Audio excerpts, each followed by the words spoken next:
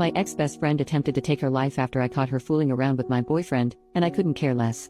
I haven't reached out. She slept with my boyfriend behind my back. We're both 20F, and we've been friends since reception, 4 to 5 years old, UK thing. She was my sister, my rock, and we stood by each other through everything. When my parents divorced, she was there to offer a shoulder for me to cry on. When her grandmother died, I was there keeping her afloat throughout high school. I'd been dating my boyfriend, 21M, for about 3 years. We started dating in sixth form, a version of UK college, and he was my first serious relationship. I introduced him to my family. He was many of my firsts. He was sweet, a little awkward being a gamer guy, but he treated me to date nights and always made me feel special. Maybe this is me being young and dumb, but I thought I'd marry this guy someday. This was something I told my best friend. Well, about a month ago while my boyfriend was in the shower, I saw a text notification pop up on his phone. We look at each other's notifications all the time, so I grabbed his phone to see it. It was from her, asking if they were still on for tonight and if she should wear his favorite dress.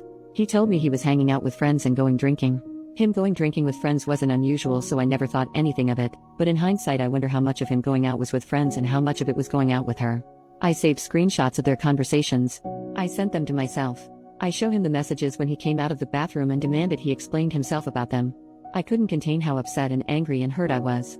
An argument ensued where I told him he was disgusting and I left his place. Shortly after arriving home, I started getting bombarded with calls and texts from my best friend. I answered none of her calls. I couldn't stomach hearing her voice, but her texts ranged from, "She never meant to hurt me. My boyfriend hit on her first. It didn't mean anything." Then it got angry, saying I should hear her out. If I was a real friend, I would take her calls.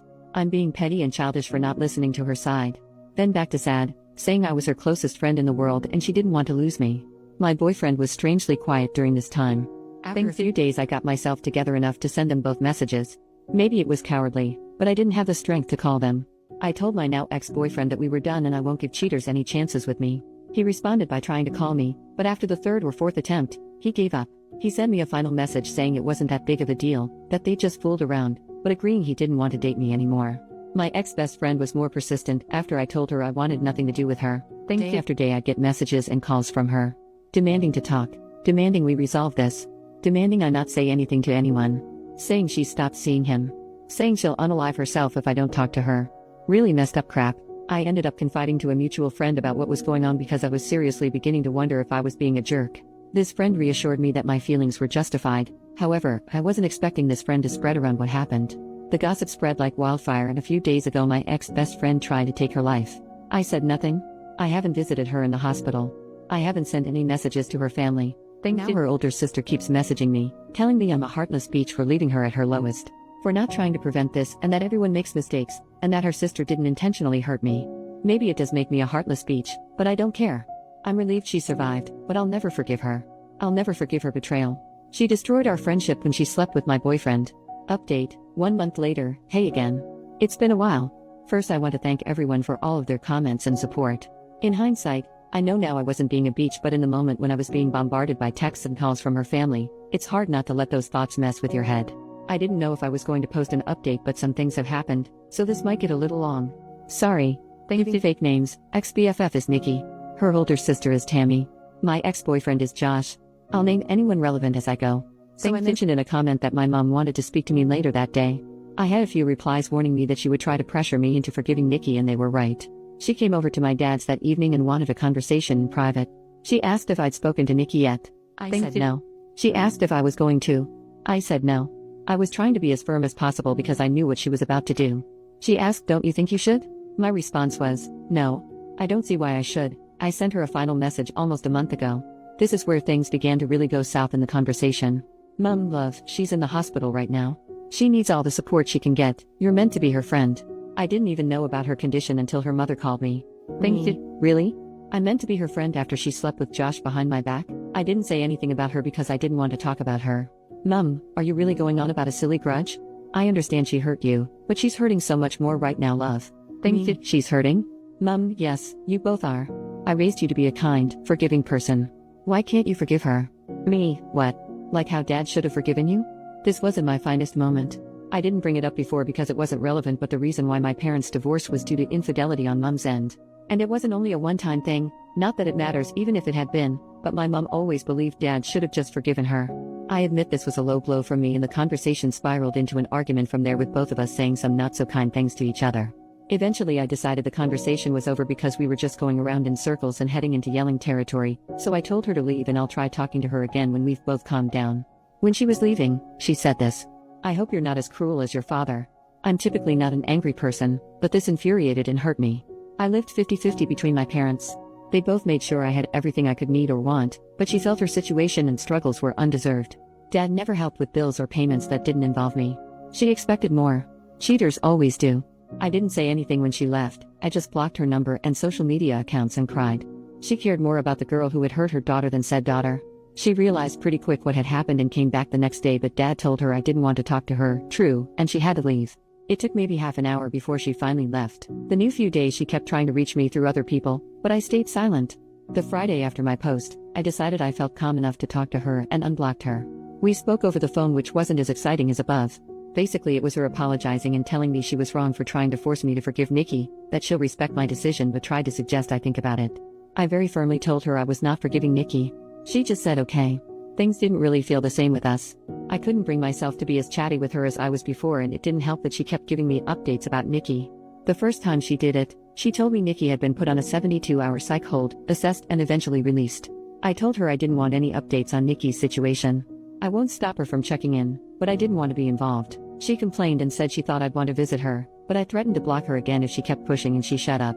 Nothing was mentioned about Nikki for a couple of weeks before Mom again broke my boundary and brought her up, telling me about how Josh had stopped talking to her and how Nikki needed a shoulder to cry on. I again told her I didn't want to know and this was her last chance not to bring her up or I would cut her from my life for good.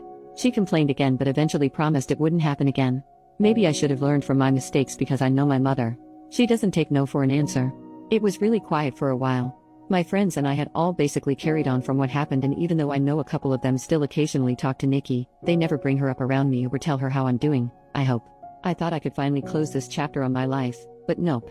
Today my mother called me and asked if I wanted to get lunch. I hadn't seen her in a while, so what was the harm? I head to the Weatherspoons we planned to eat at, and who do I find sitting with my mom? Mickey and her sister Tammy.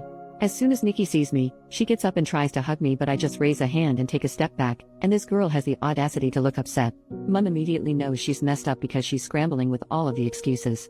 "It hurts to see you two fall apart like this, you were so close. I thought you'd forgive her by now. And my favorite, she made a mistake, she misses you." During this time, Nikki has been quiet and I can see Tammy's glaring at me. I'm just so freaking angry and upset. I honestly didn't think she'd pull something like this. I wanted to leave and cry, but I looked at Nikki and said, for someone who's made a mistake, she sure hasn't apologized for it yet. She had this guilty look on her face and muttered something about me having her blocked and having no way to. I said, "Is that really all you have to say?" And she just looked at me confused. I was done. I turned to leave and her sister started yelling after me, saying that I owed Nikki a second chance with all the trauma I put her through, while Nikki was begging me to just listen to her and talk to her. I told them all to F off and never contact me again and left. I managed to get out of there before Tammy started a fight and went home, where I sent my mom a text a while ago telling her she'd better lose my number because she no longer has a spot in my life. Then I blocked her and just cried. My dad's been doing his best to comfort me, but it just hurts so bad that my own mother did this to me. So that's where things are at right now. I'll update if anything else happens, but this whole situation really freaking sucks. New update, 16 months later. Hey there, everyone. I'm the girl who made my ex-best friend attempted to take her life posts. I didn't think labeling this post like that really fit. I first want to apologize for taking so long to give you an update and to also thank you for your kind words. I've not been able to reply to many messages, and I've had a lot, but I've taken the time to read through every single one. I appreciate every single one of you. This Christmas has been amazing. I spent it with my family, with my dad. I went out Boxing Day night with my friends to party hard and regretted harder the following day. I'm in a much better place than I was back in December 2023. That's kind of why I struggled to give you all an update, because around Christmas and New Year's of 2023 I was not in a good place. I really needed to focus on myself and work on getting myself in a better place. As of January 2024, I have been no contact with my mother. Unfortunately, I've seen her since then, and I've done my best to avoid talking to her on the 3 occasions I've had to be in the same place as her. Not out of choice, mind you, but it is what it is. During Christmas 2023, she had expected that I was spending it with her and her side of the family. Given the events at that time, this was obviously not happening, and my dad told her as much. She lost her mind. She refused to take no as an answer leading up to Christmas. To the point Dad and I left for my paternal aunt's house on Christmas Eve to spend the night there. According to a neighbor, my birth giver showed up pretty early in the morning to catch us leaving, but was irate to learn we already weren't there.